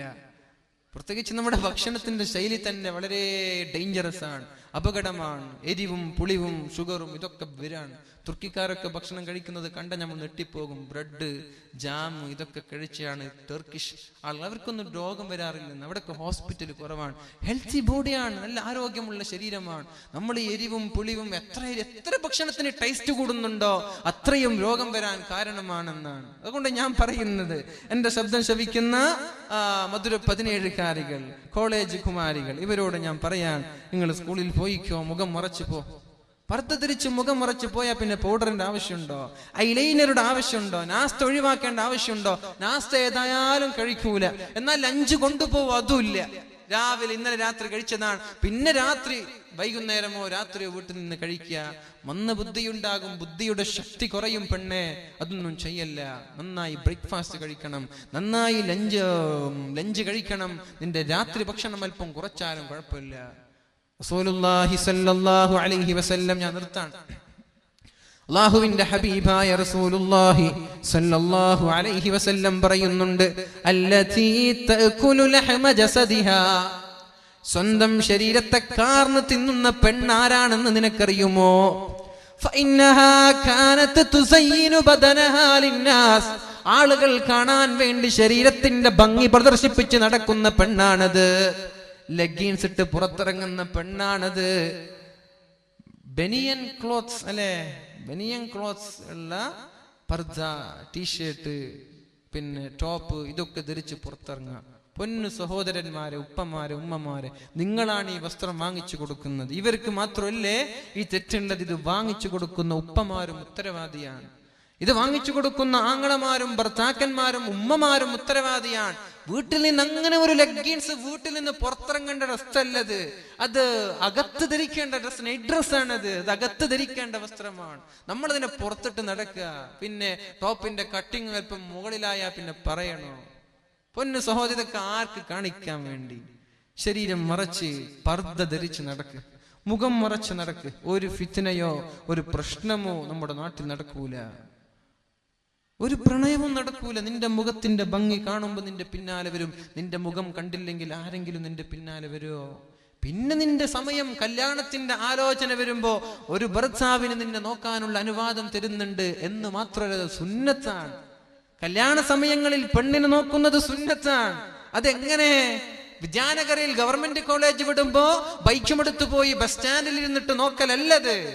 അത് നമ്മുടെ ഫാമിലി സഹിതം നമ്മൾ പോയി ഫാമിലിക്ക് കാണാനല്ല.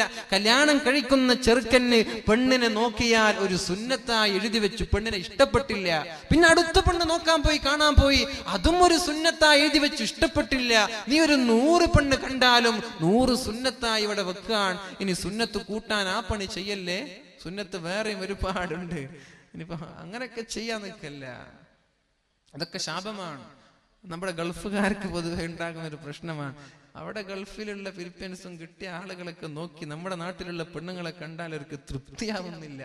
പിന്നെ 4, 5, 6, 10 നോക്കി അവസാനം ഒരാഴ്ച ബാക്കിയുള്ള പെണ്ണ് കിട്ടാൻ വേണ്ടി വന്നതാണ്, പെണ്ണായിട്ടില്ല. ഏതോ ഒരു ഊരാ കൊടുക്കൽ പെട്ടു, പെണ്ണ് ആർക്കും ഇഷ്ടപ്പെട്ടിട്ടില്ല, ഇവൻ ഇഷ്ടപ്പെട്ടു. ഇതാണ് പൊതുവെ നാട്ടിൽ നടക്കുന്നത്. അതുകൊണ്ട് കണ്ട പെണ്ണുങ്ങളൊന്നും കാണാൻ നിൽക്കല്ല. നമ്മൾക്ക് അല്ലാഹു ഒരു പെണ്ണ് കണക്കാക്കി അത് ദീനീ ബോധമുള്ള പെണ്ണാക്കി അല്ലാഹു മാറ്റുമാറാവട്ടെ. ഞാൻ നിർത്താണ്. അപ്പോൾ സ്വന്തം ശരീരത്തിന്റെ മാംസങ്ങളെ കടിച്ചു തിന്നുന്നത്, ആളുകൾ കാണാൻ വേണ്ടി ഭക്ഷണം ആളുകൾ കാണാൻ വേണ്ടി ശരീരത്തെ പ്രദർശിപ്പിച്ച് നടക്കുന്ന പെണ്ണാണ്. വസ്ത്രവിധാനങ്ങൾ ടൈറ്റ് ഫിറ്റ് ധരിക്കല്ല, ഒന്ന് ലൂസാക്കി നടക്കുക. ജീൻസ് ഫാൻസ് ധരിക്കുന്ന ആളുകൾക്കൊക്കെ മക്കൾ ഉണ്ടാവൂല എന്നാണ്. ചെറുപ്പത്തിലെ jeans tight fit skin fit ഇട്ട് ധരിക്കുന്ന നമ്മുടെ മക്കൾക്ക് ഭാവിയിൽ മക്കൾ ഉണ്ടാവാൻ സാധ്യത കുറവാണ്. ഫംഗസിന്റെയും ബാക്ടീരിയയുടെയും പ്രവർത്തനങ്ങൾ അവിടെ നടന്ന് മക്കളുണ്ടാകാനുള്ള എല്ലാ ശേഷിയും അവളിൽ നിന്ന് നഷ്ടപ്പെടുമെന്ന് ബയോളജി പഠിച്ച ആളുകൾക്കറിയാം. ബയോളജി വിദഗ്ധനായ ഒരു ഡോക്ടർ പറഞ്ഞ വാക്കുകളാണ്. ആണുങ്ങളുടെയും സ്ത്രീകളുടെയും സ്കിന്നിന്റെ വ്യത്യാസമുണ്ട്, നിർമ്മലതയുണ്ട്. അവിടെ സോഫ്റ്റ് സ്കിന്നാണ് പെണ്ണുങ്ങൾക്കുള്ളത്, ആണുങ്ങൾക്ക് ഹാർഡാണ്. അതുകൊണ്ട് ആണുങ്ങൾ ധരിക്കുന്ന വസ്ത്രമാണ് ജീൻസ് എന്നുള്ളത്. അത് പെണ്ണുങ്ങൾ അങ്ങോട്ട് പാശ്ചാത്യന്റെ സംസ്കാരം കണ്ട് നമ്മൾ ഫോളോ ചെയ്തു, നമ്മളും അത് ധരിക്കാൻ തുടങ്ങി. പിന്നെ അവിടെ നമ്മുടെ സ്കിന്നിന് കേട് സംഭവിച്ചു, അവിടെ ഫംഗസ് ഉണ്ടായി, ബാക്ടീരിയ ഉണ്ടായി, നമ്മുടെ പ്രസവിക്കേണ്ട അതിന് ആവശ്യമായ സെല്ലുകളും കോശങ്ങളും എല്ലാം നശിച്ചു പോവുകയാണ്. അതുകൊണ്ട് അങ്ങനെയൊന്നും നമ്മൾ ധരിക്കല്ല, അതും സൂക്ഷിക്കുക, ശരീരം മറച്ച് നമ്മൾ ജീവിക്കുക. ഒരു കാര്യം കൂടി ഞാൻ പറയാൻ, അഞ്ചാമതായ ഒരു പെണ്ണിനെ അള്ളാഹുവിന്റെ ഹബീബ് കാണുന്നുണ്ട്. ഇതൊന്നും കൂടി പറഞ്ഞ് ഞാൻ നിർത്താം. ഒരു പെണ്ണിനെ ഞാൻ കണ്ടു. അവളുടെ കാലുകളെ അല്ലാഹു തആല കൈകളിലേക്ക് ബന്ധിച്ചു വെച്ചിട്ടുണ്ട്. കാലുകളെ കൈകളിലേക്ക് ബന്ധിച്ചു വെച്ച ഒരു പെണ്ണ്. പാമ്പുകൾ അവളുടെ ശരീരത്തിലേക്ക് ഇഴഞ്ഞു കയറുന്നുണ്ട്. തേളുകളും പാമ്പുകളും വിഷലിപ്തമായ പത്തി വിടർത്തി ഇവളെ കഴിക്കാനും ഭക്ഷിക്കാനും ഇവളെ ആക്രമിക്കാനും വേണ്ടി നരകത്താലുള്ള പാമ്പുകൾ കടന്നു വരുന്നുണ്ട്. അവളുടെ കാലുകൾ അല്ലാഹു ബന്ധിച്ചു വെച്ചിരിക്കുകയാണ്. ഓടാൻ പറ്റില്ല, നടക്കാൻ പറ്റില്ല, ഒന്ന് പടയാൻ പറ്റില്ല, ഒന്നനങ്ങാൻ പറ്റില്ല. കൈയും കാലും ബന്ധിച്ചിരിക്കുന്നുണ്ട്. പാമ്പുകളാണ് കടന്നു വരുന്നത്, തേളുകളാണ് കടന്നു വരുന്നത്. ആരാണ് നബിയെ ആ പെണ്ണെന്ന് പറഞ്ഞു തരുമോ? മഹാനായ മഹദിയായ ഫാത്തിമ റളിയല്ലാഹു അൻഹ ചോദിച്ചു, മതി നബിയേ മതി, എനിക്കിത് കേൾക്കാൻ പറ്റുന്നില്ല. ആരാണ് ഈ പെണ്ണ്? ഈ പെണ്ണ് ചെയ്ത കുറ്റം എന്താണ് നബിയേ? റസൂലുള്ളാഹി തങ്ങൾ പറഞ്ഞു, ഫാത്തിമ, ആ പെണ്ണാരാണെന്നറിയോ? ഫഇന്നഹാ കാനത് ഖലീലത്തുൽ വുളൂ. വുളൂ ചെയ്യാത്ത പെണ്ണ്, കല്യാണ ദിവസം മേക്കപ്പ് ചെയ്ത് ഉച്ചയ്ക്ക് നിസ്കരിച്ചില്ല. ഉമ്മ പറഞ്ഞു, നിസ്കരിക്കാൻ പറ്റൂല, 1000ഉം 2000ഉം ചെലവഴിച്ച് മേക്കപ്പ് വാങ്ങി, നീ വുളൂ ചെയ്യാതെ വേണ്ട, എന്ന് നിസ്കരിച്ചില്ലെങ്കിലും കുഴപ്പമില്ല, നീ അങ്ങോട്ട് നിൽക്കുന്ന ഉമ്മ പറയാണ്. ഖലീലത്തുൽ വുളൂ, വുളൂ ചെയ്യാത്ത പെണ്ണ്, സ്കൂളിൽ ഉച്ചയ്ക്ക് വുളൂ ചെയ്യുന്നില്ല, മേക്കപ്പ് പോകുമോ? ഇങ്ങനെയുള്ള പെണ്ണിന് അല്ലാഹു കൈയിനെയും കാലിനെയും ബന്ധിച്ച് പാമ്പുകളെയും തേളുകളെയും അവളുടെ മേൽ ആധിപത്യം ചെലുത്തുമെന്ന് ശഫീഉനാ വ ഹബീബുനാ റസൂലുള്ളാഹി സ്വല്ലല്ലാഹു അലൈഹി വസല്ലം. എന്നിട്ടോ വകാനത് ലാ തഗ്തസിലു മിനൽ ജനാബ, ശാരീരിക ബന്ധം പുലർത്തി, നല്ല തണുപ്പാണ്. ഭർത്താവ് പറഞ്ഞു, കുഴപ്പമില്ല, ഇന്ന് നമ്മൾ ഉറങ്ങാം, കുളിച്ചില്ലെങ്കിലൊന്നും കുഴപ്പമില്ല, സുബഹി നിസ്കരിച്ചില്ല, ജനാബത്ത് കുളിച്ചില്ല, രാവിലെ തണുപ്പാണ്, നീ ഹീറ്റർ വെച്ചാലും കുഴപ്പമില്ല, നീ രാവിലെ കുളിക്കാതിരിക്കരുത്, സുബഹി നിസ്കാരം അതിന്റെ പേരിൽ ഖളാ ആക്കരുത്. ശാരീരിക ബന്ധം പുലർത്തിയാൽ ഉടനെ കുളിക്കണമെന്നാണ് ശാസ്ത്രവും പരിശുദ്ധ ഇസ്ലാമും പഠിപ്പിക്കുന്നത്. അത് ലൈംഗിക രോഗങ്ങൾക്ക് കാരണമാകുമെന്നാണ്. ശാരീരിക ബന്ധം പുലർത്തിയാൽ പിന്നെ ഉടനെ കുളിക്കാൻ പറ്റുന്നില്ലേ, ഒന്ന് മൂത്രമൊഴിച്ച് നമ്മൾ എന്ത് ചെയ്യുക? വുളൂ ചെയ്ത് കിടന്നുറങ്ങുക, ഗുഹ്യാവയവങ്ങൾ നമ്മൾ കഴുകി കിടന്നുറങ്ങുക. ആ സമയത്ത് ഏതായാലും കുളിച്ചുകൂടെ? എല്ലാ വീട്ടിലും ഷവറുണ്ട്, ഒന്ന് തിരിച്ചാൽ ജനാബത്തിന്റെ കുളി ഞാൻ കുളിക്കുന്നു നിയത്തും കൂടി വെച്ച സുബ്ഹാനല്ലാഹ് 2 മിനിറ്റ് കൊണ്ട് കുളി കഴിഞ്ഞു, കുളിച്ചൂടെ? ഫ്രഷ് ആയിട്ട് ഉറങ്ങിക്കൂടെ? അതൊന്നും ചെയ്യൂല. ശാരീരിക ബന്ധം പുലർത്തി സുബഹിയാകുമ്പോ പടച്ചു നല്ല തണുപ്പാണല്ലോ, പ്രത്യേകിച്ചിട്ട് എല്ലാ വീട്ടിലും AC ആണ്. AC ഇല്ലാതെ ജീവിക്കാൻ പറ്റാത്ത അവസ്ഥയാണല്ലേ. ചൂട് കൂടി കൂടി കൂടി രാത്രി 3 മണിക്കും 4 മണിക്കും ഒക്കെ ചൂട് കാറ്റാണ് വീട്ടിൽ നിന്ന് വരുന്നത്. ആ ഒരു സമയത്ത് AC ഇങ്ങനെ തണുത്തിരിക്കുമ്പോ കുളിക്കാൻ മടി, പെണ്ണും കുളിച്ചില്ല, ആണും കുളിച്ചില്ല, 2 പേരും കിടന്നുറങ്ങി. അള്ളാഹു നൽകുന്ന ശിക്ഷ ഇതാണ്. അതുകൊണ്ട് കുളിക്കുക. മെൻസ്ട്രേഷൻ പീരീഡുകളിൽ കുളിക്കൂല, ജനാബത്തുണ്ടാകുമ്പോ കുളിക്കൂല. വലാ തുനള്ളിഫു, അവൾ വൃത്തിയാക്കൂല, ശരീരം വൃത്തിയായി നടക്കൂല. വകാനത് തസ്തഹീനു ബിസ്വലാ, നിസ്കാരത്തെ നിന്ദിക്കുന്ന പെണ്ണായിരുന്നു ആ പെണ്ണ്. അതുകൊണ്ടാണ് അല്ലാഹു അവൾക്ക് നൽകുന്ന ശിക്ഷ ഇതാണെന്ന് പരിശുദ്ധ റസൂലുള്ളാഹി സ്വല്ലല്ലാഹു അലൈഹി വസല്ലം. അതുകൊണ്ട് ഇങ്ങനെയുള്ള പ്രശ്നങ്ങളിലൊന്നും നമ്മൾ പെടാതെ സൂക്ഷിക്കുക. അല്ലാഹു നമ്മൾക്ക് തൗഫീഖ് നൽകട്ടെ. ഞാൻ ആദ്യം ഓതി വെച്ച ഒരു ആയത്തൊന്നും കൂടി ഓതിക്കൊണ്ട് ഞാൻ നിർത്താൻ. ബിസ്മില്ലാഹിർ റഹ്മാനിർ റഹീം. وذر الذين اتخذوا دينهم لعبا ولهوا وغرتهم الحياة الدنيا وذكر به أن تبسل نفس بما كسبت ليس لها من دون الله ولي ولا شفيع وإن تعدل كل عدل لا يؤخذ منها أولئك الذين أبسلوا بما كسبوا لهم شراب من حميم وعذاب أليم بما كانوا يكفرون. നബിയേ, കളിയും ചിരിയും തമാശയുമായി ജീവിക്കുന്ന ഒരു കൂട്ടം ആളുകളുണ്ട്. ഗെയിം കളിച്ച് നടക്കുന്ന ഒരു കൂട്ടം ആളുകളുണ്ട്. ബാങ്കിന്റെ വിളി കേട്ടാലും കളി നിർത്താതെ ഫുട്ബോൾ കളിക്കുന്ന ഒരു കൂട്ടം ചെറുപ്പക്കാരുണ്ട്. ഹാഫ് ട്രൗസർ ഇട്ടിട്ട് ഔറത്ത് കാണിച്ച് ഹയ്യ അലസ്വലാഹ്